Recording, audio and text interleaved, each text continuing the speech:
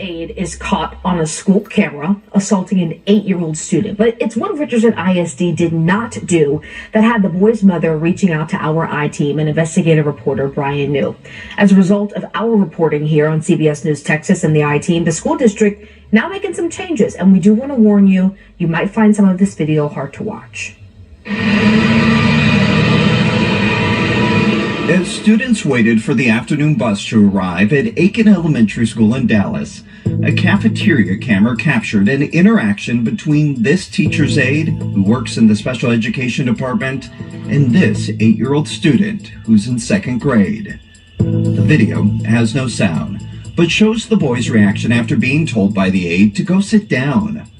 The boy, who's enrolled in the school's special education program, then sits at the end of the lunch table in silence. Nearly a minute goes by before he stands back up. This next part may be hard to watch.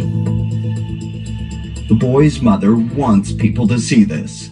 According to the police report, the teacher's aide was upset because the boy was using profane language and yelling out racial slurs towards her. When Brittany Wood finally saw the video of her son, I did not expect to see what I saw. She says it was heartbreaking.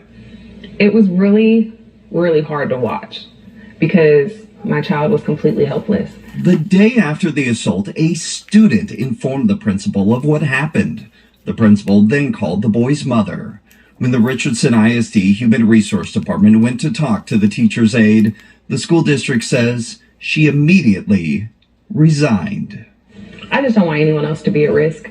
And I really want her to face the music for what she's done. The Richardson School District told us the principal reported the incident to Child Protective Services and made the Dallas Police School Resource Officer assigned to the campus aware of the incident. But it's who the school district did not tell until we began asking questions the child advocates say is troubling. According to Texas law, when a school employee resigns and there's evidence that the employee abused a student, the superintendent must notify the commissioner of the Texas Education Agency no later than the 7th business day after the resignation. That way, the state's education department can investigate and put the employee on its do not hire registry if needed. But Richardson ISD did not report the teacher's aide to the TEA within 7 days. The school district did not report it after there was a police report either, or after she was charged with misdemeanor assault, or after she pled no contest. In fact, Richardson ISD did not report the October incident to the TEA until just about a month ago, the day after we reached out to the district. A school spokesperson told us the central office was unaware of the police investigation and that the district determined, based upon what Child Protective Services had told them, that the teacher's aide's actions did not rise to the level of abuse or assault.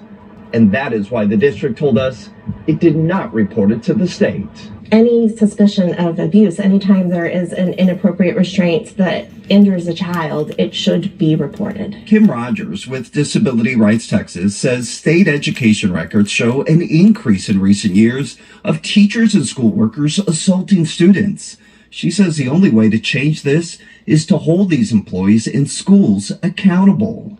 One of the ways we have to address that is through the reporting of this to both CPS and TEA, and it's only through that that we can have accountability. This is their neighborhood. When Wood first went to see the principal after the assault, she was told she couldn't see the video of her own son.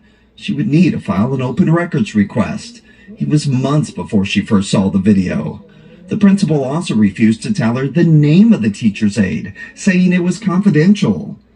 But there's something else that bothers his mother even more. He was literally standing there screaming, asking for help, and nobody came except for another student who gave him a hug. After the assault, minutes go by with no adult checking on the 8-year-old boy, until this special education teacher, who the district says did not witness the assault, briefly stops.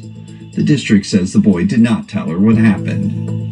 Moments later, with his head still down, the teacher's aide grabs her bags and leaves for the day. I want the school to be held accountable for what they allowed to happen and what they didn't do afterwards.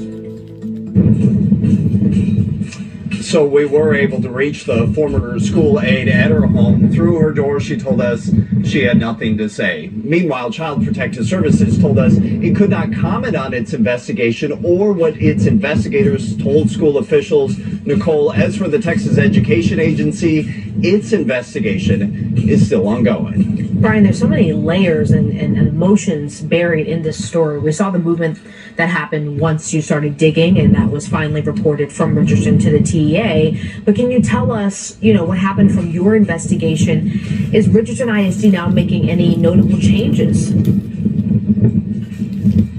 They are. So Richardson ISD told us that they are making 3 changes as a result of this incident. One, they are retraining all campus administrators on their reporting duties when it comes to incidences involving law enforcement.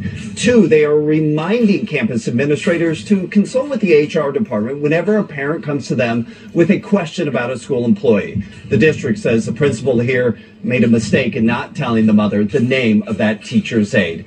And finally, and perhaps this is the most significant change, the school district says moving forward, they're going to err on the side of over-reporting these types of incidents to the state when it may not be clear whether it meets that abuse criteria.